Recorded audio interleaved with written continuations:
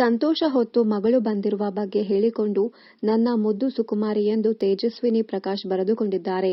Cinema ಮತ್ತು serial ಎರಡರಲ್ಲಿಯೂ ಗುರುತಿಸಿಕೊಂಡಿರುವ ನಟಿ ತೇಜಸ್ವಿನಿ ಪ್ರಕಾಶ್ ಸವಿ ನೆನಪು, ಮಾತಾಡ್ ಮಲ್ಲಿಗೆ, ಪ್ರೀತಿ ಏಕೆ ಭೂಮಿ ಮೇಲಿದೆ, ಅರಮನೆ, ರಾಬರ್ಟ್, ಕೃಷ್ಣ ಸೇರಿದಂತೆ ಅನೇಕ ಸಿನಿಮಾಗಳಿಗೆ ಬಣ್ಣ ಹಚ್ಚಿದ್ದಾರೆ. ಹಲವು ಧಾರಾವಾಹಿಗಳಲ್ಲಿ ಮಿಂಚಿರುವ ತೇಜಸ್ವಿನಿ ಪ್ರಕಾಶ್ ಸೀಮಂತ ಬೆಂಗಳೂರಿನ ಐಷಾರಾಮಿ ಹೋಟೆಲ್ನಲ್ಲಿ ಅದ್ದೂರಿಯಾಗಿ ಅಕ್ಟೋಬರ್ನಲ್ಲಿ ನಡೆದಿತ್ತು.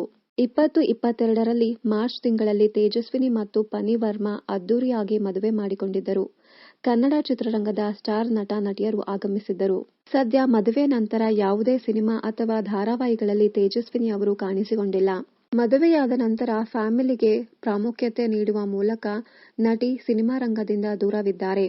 ಸದ್ಯ ಮನೆಗೆ ಬಂದಿರುವ ಹೊಸ ಅತಿಥಿ ಕಡೆ ಗಮನ ಹರಿಸಿದ್ದಾರೆ. ತೇಜಸ್ವಿನಿ ಅವರು ಚೊಚ್ಚಲ ಮಗುವಿನ ನಿರೀಕ್ಷೆಯಲ್ಲಿದ್ದಾರು. ಸದ್ಯ ಅವರಿಗೆ ಹೆಣ್ಣು ಮಗುವಾಗಿದೆ. ಅವರಿಗೆ ನಮ್ಮ ಕಡೆಯಿಂದಾನೂ ಕೂಡ ಕಂಗ್ರಾಚ್ಯುಲೇಷನ್ಸ್ ಹೇಳೋಣ. ಇನ್ನಷ್ಟು ಕನ್ನಡ ಧಾರಾವಾಹಿ, ಸಿನಿಮಾ ಹಾಗೂ ಬಿಗ್ ಬಾಸ್ ಕನ್ನಡ ಸೀಸನ್ 10ರ ಡೈಲಿ ಅಪ್ಡೇಟ್ಸ್ಗಾಗಿ ಚಾನೆಲ್ ಅನ್ನು ಸಬ್ಸ್ಕ್ರೈಬ್ ಮಾಡಿ. Thank you.